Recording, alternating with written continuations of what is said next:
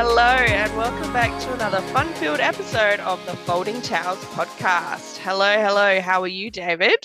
Hey Jackie, I'm good. How are you doing? I'm pretty good, thanks. What have you been up to lately? Anything exciting?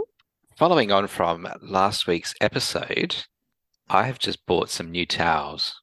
And Well, they haven't arrived yet, but I at least made the purchase decision. I found a supplier. I've ordered a box of 16 towels. They're being freighted to me. And little shout out to one of our Australian massage friends. I've also bought some of those therapist towels. oh, okay. I'm intrigued. The towels have got the little face slit in them to throw over the face piece. Oh, yeah. Nice. Waiting for them to arrive and give them a crack, and I'll report back on what they're like. Awesome. Can't wait. Did you know that fire extinguishers only have a life of 5 years? Sort of. Yeah, not the specific number, but I did realize that. Yeah. Yeah, because I had my test and tag done, and the guy's like, "Hey, your fire extinguisher is out of date." It's like, "What? These things go off?" It's like, "Yeah, 5 years, mate. It's time for a new one." Yeah. A funny coincidence, I actually got my fire extinguishers checked in the last couple of weeks as well. Winning the excitement of being a clinical owner. I know. Thrilling, absolute thrilling every day. What have you been up to? Apart from that, just the usual. Just working and nothing exciting really. Just working on the podcast and doing a lot of posts to social media and yeah, just enjoying all the rain we've been having. Yeah, it's June at the time of recording here, and this is a time of year that I just feel just creeps on by. Yeah, it's definitely winter now, and I'm not happy about it, I'll be honest. Let me scare you for a moment because my brain has decided that it's only a couple of weeks to Christmas, even though it's the middle of June. And my rationale is that in a week or so's time, it will be July, Yeah, and there's school holidays in July, and I'll be away for a yep, couple of weeks, so July will just vaporize. Then we hit August. August is usually the longest feeling month of the year. But then we head into September and it's spring and it's my birthday and it's my daughter's birthday. And September just disappears quickly. Then it's October and there's school holidays. So that month will vaporize. Then we're into the build up to Christmas and it's the end of the year already.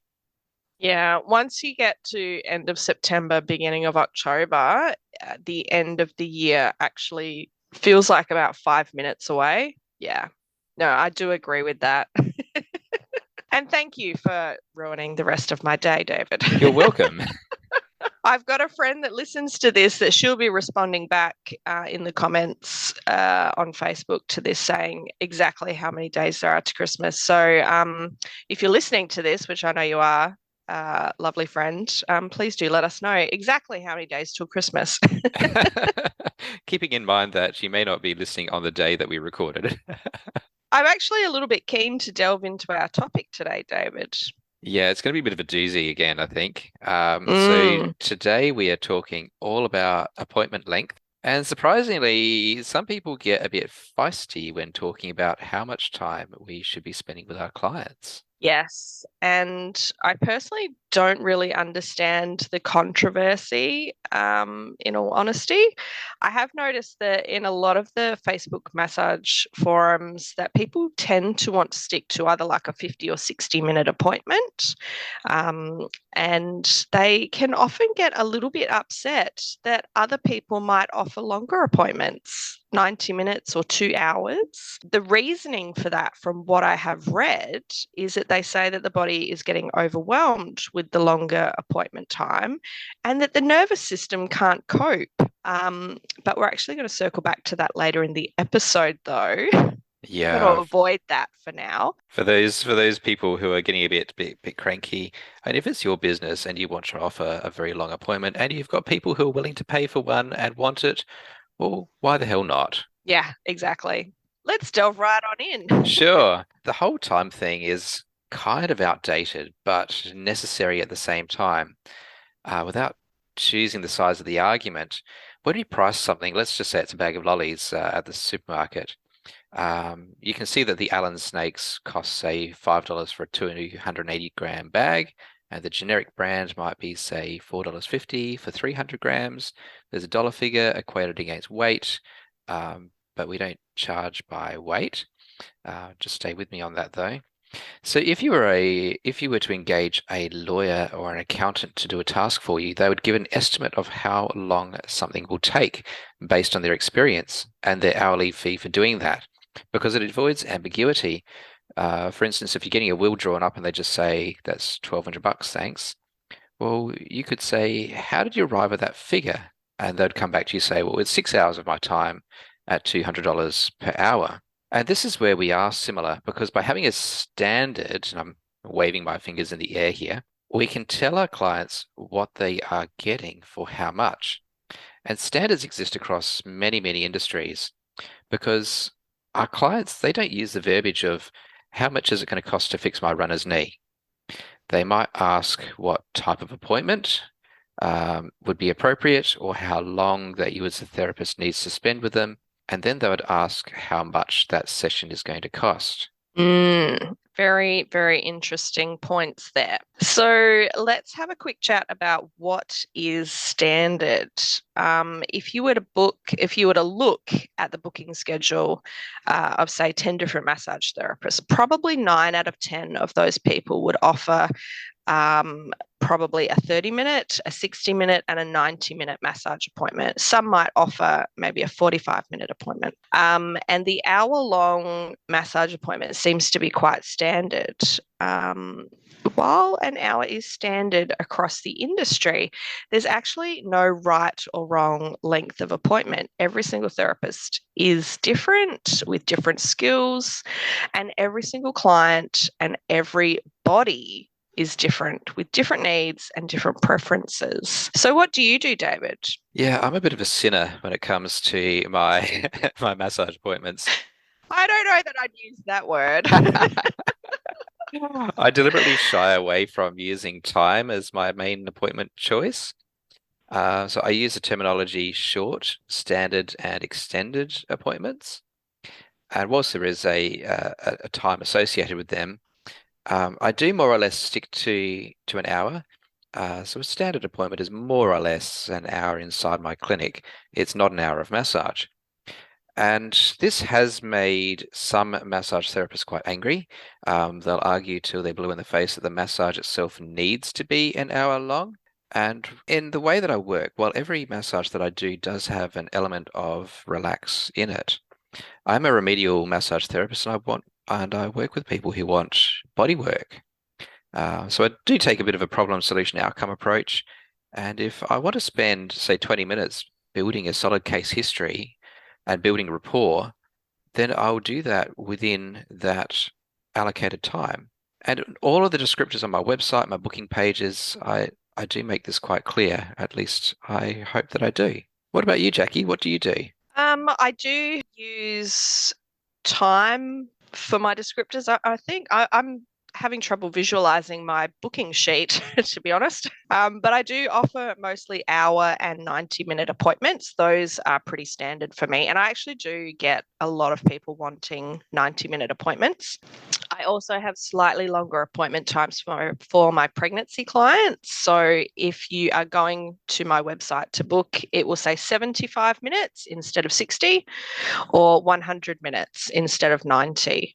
And overall, it's not everybody, and I am very aware that some people don't want to go over time, but I do tend to give my clients a little more time than they have booked overall. Again, not everybody, it's usually my regulars. But the reason that I do this is that I hate being rushed. So I don't book anybody back to back. I like to have the time between clients to do the things that I need to do.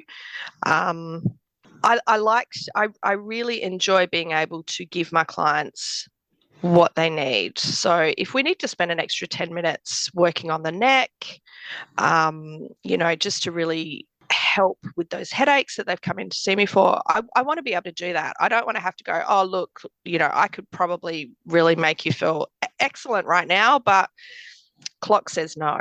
So I don't like that. Yeah. We'll talk about other health professionals in a little bit, but it's one of those things of I have been to see another professional, and they'll say something like, "Oh, we don't have time to address that today, so we'll do that in another session." And if you do have the flexibility of extra time, then Mm, it's a really good value add. Of course, done with permission and saying to the person, "Hey, I've just uncovered this thing. Is it okay to spend an extra 10 minutes with you?" And yeah. mostly they'll say yes. Um, but yeah, you don't want to make someone late if they're flat chat throughout the day. No, I do generally, as a rule, ask my clients beforehand, hey, do you have to rush off? Do you have an extra 10 minutes? I'd really love to just spend an extra 10 minutes working on your neck or whatever. And for the most part, people they love it. Yeah, They're happy to do that. yeah, super grateful. Yeah, so if you worked in a busy clinic with other health professionals, you might be working to the hour with a new person every hour on the hour. And in that time, you need to take your history, gain your consent.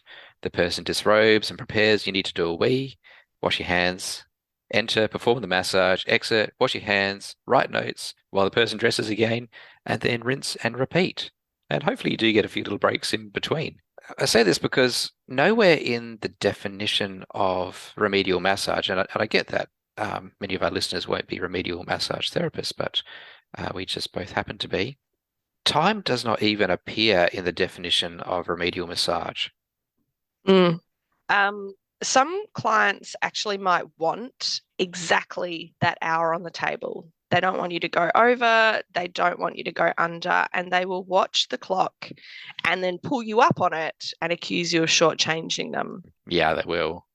Yeah, that hasn't happened to me, thank goodness. Not that I can recall, but if that person has indicated that relaxation is that goal, then you probably want to be working towards that hour or a bit longer on the table so that they don't feel rushed. I think it honestly does matter what you're doing as to how much time you're spending on certain things, if that makes sense. Yeah, and across all things, communication is so important. Yeah. Hmm. Circling back to why time is important, it's not just a measure of how we charge, but your client actually needs to know when to turn up, how long they're going to be there for, because they need to plan their day, and so do you. And if you are part of a larger business, money is a big factor because that is how staff wages are paid, as well as all of the on costs. So every productive minute has to count, because running a clinic with both practicing and support staff does cost a lot of money. Oh, 100%, David. And you're only encouraging me to work for myself here. As an aside, I actually have a dentist appointment after this today, and I booked the appointment probably about 5 or 6 weeks ago. I actually rang them a couple of days ago and said, "How long am I actually going to be there for?" Because after that, I have another appointment, and I wanted to make sure that I wasn't going to be running late for my third thing for the day. Mm, totally. Circling back to that medical mindset, let's bring up physiotherapists. We don't hate them, by the way. No, we do not. It's a little bit of a love-hate relationship, but no, we don't hate anybody. What does the physiotherapist do? Do you even know if you go to the physio how long that appointment is going to be? Do they make an appoint? Sorry, do they make a point of telling you how long the appointment is going to be? And are they running on time? I know GPs have a bit of a bad rap for never running on time. 45-minute average wait time for a GP. Yeah, yeah, not good. Um, so typically, physiotherapists will offer a 40-minute appointment or a 20-minute appointment. It's often slightly longer initial consultation and then 20-minute follow-ups. Often weekly appointments Typically, their verbiage and client expectations have nothing to do with appointment length and everything to do with fixing the problem. So they might be seeing clients once or twice a week, especially if they're offering something like rehab after injury or stroke. And I do know that, particularly after neurological injuries, clients will see their specialist neurophysio up to 5 times a week. And hopefully, as we all know, massage should be in conjunction with physio. It's not the same thing. Absolutely, it's not. Here is a question for the ages, though. Do we actually need to compare ourselves to physios? And personally, I wouldn't, unless you are working with a very physio based rehab or prehab style, perhaps working with a lot of athletes, working with injuries. Maybe knees are your specialty. Maybe you love working with runners' knees and you're working in that very clinical environment. But otherwise, I honestly wouldn't. I'm witnessing a growing number of massage therapists who are moving towards treatment styles that offer very fast results, not necessarily longer lasting results, and often not treatment outcomes that address the mental health component associated with pain and injury. But in adopting that fast mindset, which it is great for type A personalities, by the way. They can see more people in a shorter pace of time and make more money. And from the client perspective, like who doesn't love a quick win? Look, personally, I do work more or less to an hour, and in my own philosophy of care, I firmly believe that the greatest things that we can give to our appointments is both time and our presence. That the stuff, the soft stuff. If you have the mindset of just working with one thing, then shorter treatment times is totally appropriate. And if your client comes in and all they want addressed is, say, plantar fasciitis or TMJ or just name a condition, working to that shorter time frame of, say, 30 or 40 minutes is completely appropriate.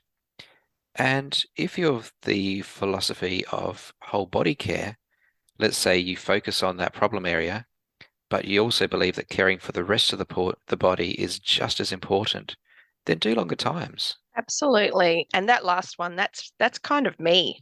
I love doing 90-minute appointments with my clients. I really hate feeling rushed and feeling like I have to squeeze the whole body into that hour. 90 minutes lets me work as slowly as I need to, and the client feels so chilled out and refreshed.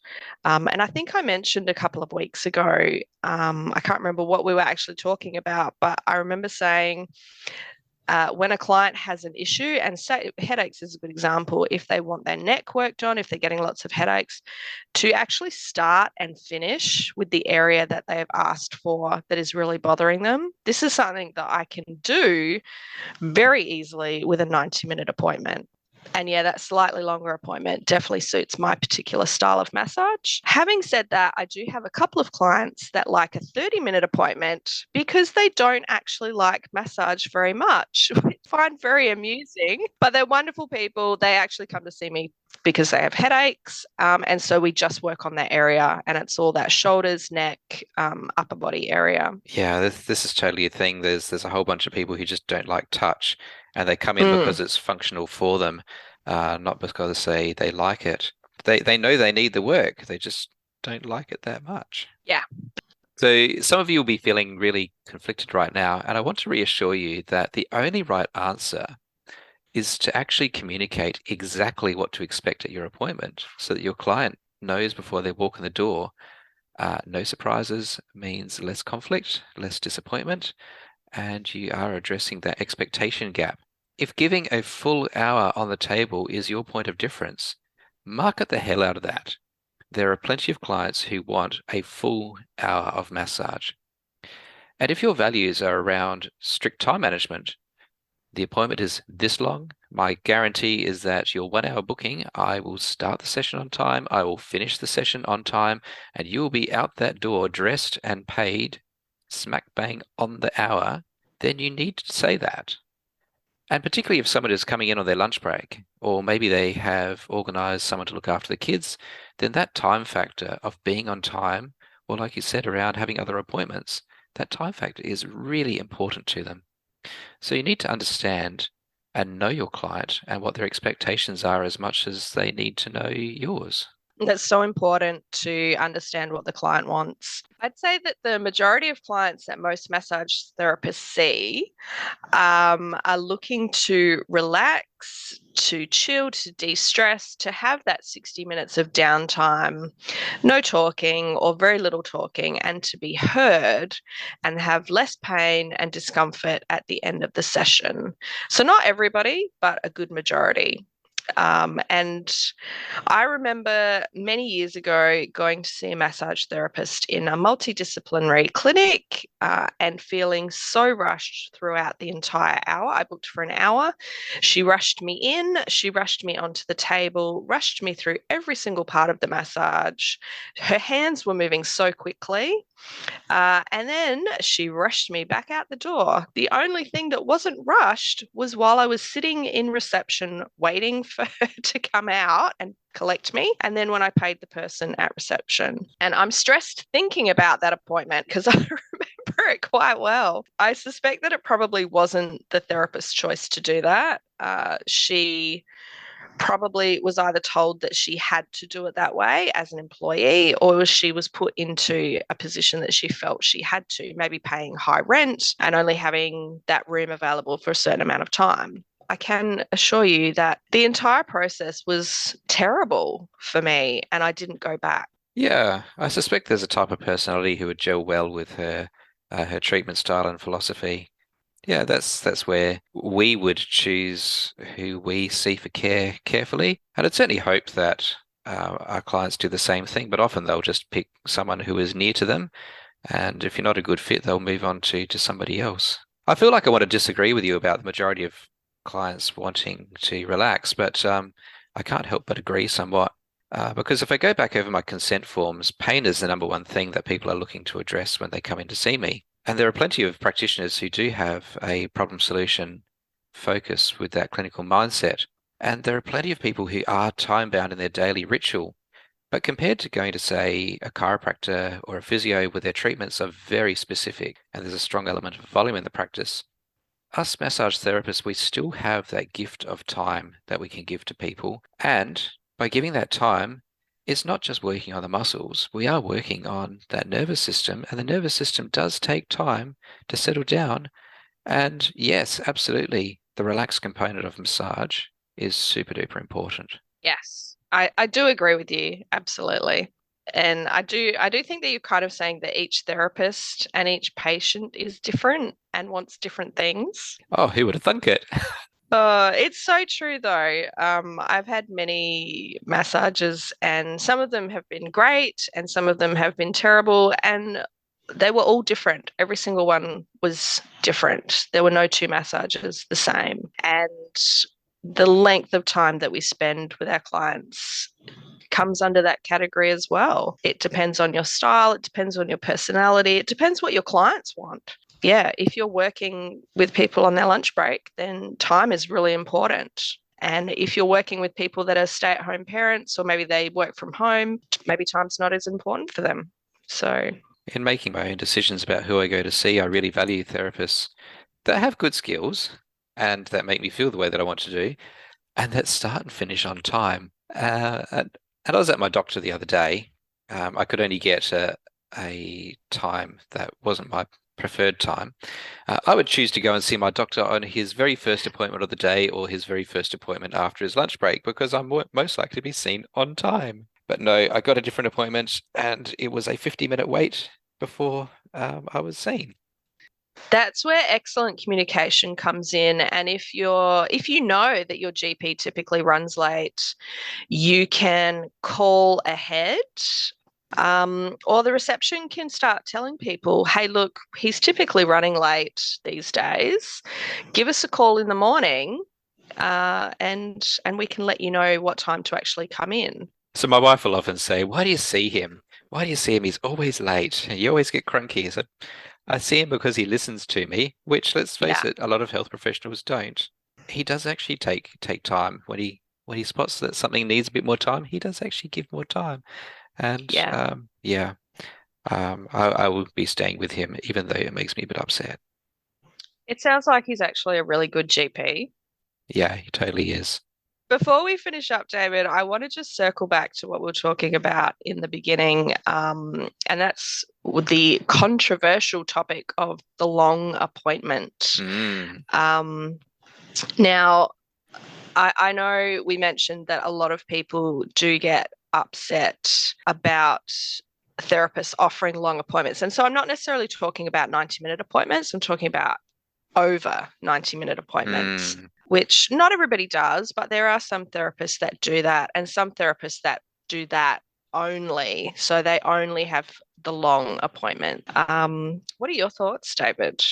Well, now that I'm in my mid 40s, I wouldn't book a 2 hour appointment because I can't hold my bladder for that long. But if you were to look at any, say, spa-based offering, they they do offer a 2 hour appointment as a luxury thing. And yes, sure, 2 hours of deep tissue massage, that would just be, I think I would have died and gone to hell. Yes, nervous system would be completely overloaded. I don't want to be in pain for 2 hours. Or yeah, 2 hour sports massage or something along those lines. But yeah, if you drop off into that Zen-based mindset and the feeling, the rhythmic flowing of hands across the body is what helps you to feel that sense of luxury. Totally, totally. Yeah, I'm a little bit in agreement with you. I think if you're doing a lot of really deep tissue, sports base, that really full on touch, probably don't want more than 90 minutes because it's going to be too much. Mm, But if you're doing relaxation, and very relaxing massage therapy, then I think a 2 hour massage is completely fine if that's what you want to offer. mm, And I know for myself that in some of my longer appointments, because I actually have qualification in reflexology as well as massage, I often add in the feet. And, like it's so easy to spend almost an hour on the like it's super easy to spend an hour on the feet or, 30 or 40 minutes. And a lot of people really love that. Not everybody wants their feet touched, I might mm. add, but a lot of people do. So I would definitely not want a deep tissue massage for 2 hours. Absolutely not. But I do think that there is scope for a longer appointment if you are doing certain things and very relaxation based things. Yeah. And from the longevity of our colleagues, again, if the expectation of an employer to a therapist was to do 2 hours of very firm massage, like just no. 100%. You'll just burn that person out and they'll be off injured before you know it. Look, if you're the therapist who enjoys doing longer sessions, imagine just having to see 3 people in a day rather than having to say 6, 7, or even 8 people in a day. I think that's quite a healthy thing if that's your jam. I agree. I couldn't actually imagine seeing 8 clients in a day. I have done that before, and 8 hour massages, that sounds like, ugh, it just sounds horrible to me. So I think the whole time conversation is something that you need to put in perspective with the rest of what you do. It just needs to align with who you are and your philosophy. Yes. I think we need to wrap things up, Jackie. Yeah, I think this has been a topic. Let us know your thoughts in the comments.